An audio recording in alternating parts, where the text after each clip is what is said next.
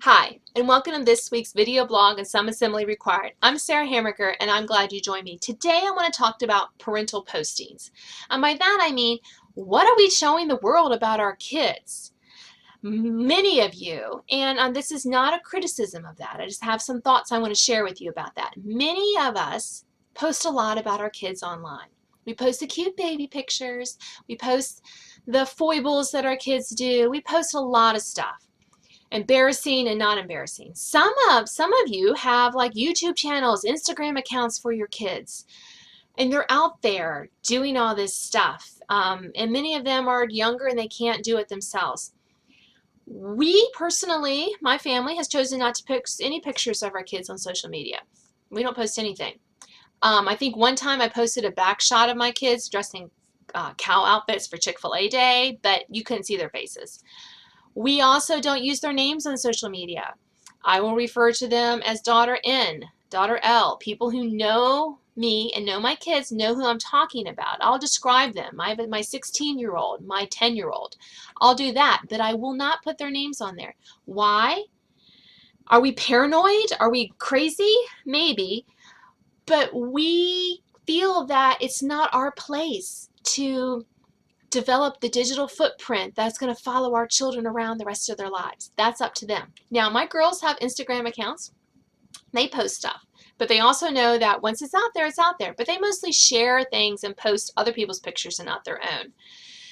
Now, there are some things you can do to help keep your family safe. You know, remove GPS tags, keep on top of the ever-changing privacy Facebook and social media site rules. But I've come up with a few questions that I like to ask myself before sharing information, even the way we do, about our children in any public forum, whether it's an article to a group of moms, a Facebook, or in my book. Now, some of you know I wrote a book on parenting called Ending Sibling Rivalry.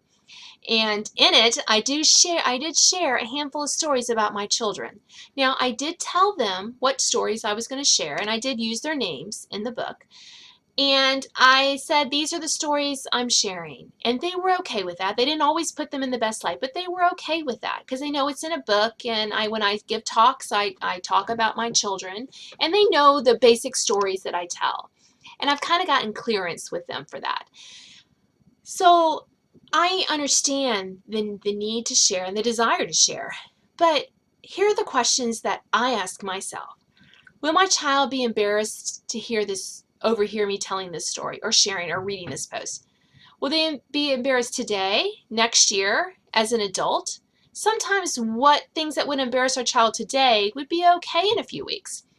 Other times, we should maybe keep that issue or story within our family. Is it gossip? Are we gossiping about our children?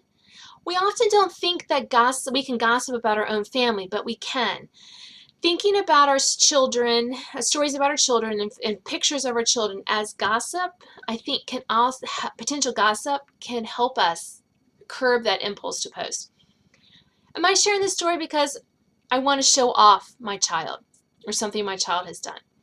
Am I sharing it to have the reflected glory of whatever my kid did back on me? If you're merely after a response or likes to a photo, maybe you shouldn't share it.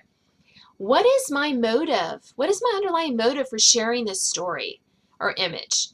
This is even tougher for those with home-based businesses or self-employed. You know, as a parent coach, I write a lot about parenting. So I have to be careful with stories I use. I have to see what is motivating me to use that. These are some of the questions that I wrestle with, and I'd love to hear what questions you wrestle with. What do you think about before you post stories? How do you use social media with pictures of your family? How do you help your children develop that? Because it's hard for us to say, don't post pictures of yourself if we're constantly posting pictures of them on our social media sites. So that's some things for me to keep in mind on this week's video blog, on Some Assembly Required. I hope you join me next time. Thanks for joining me.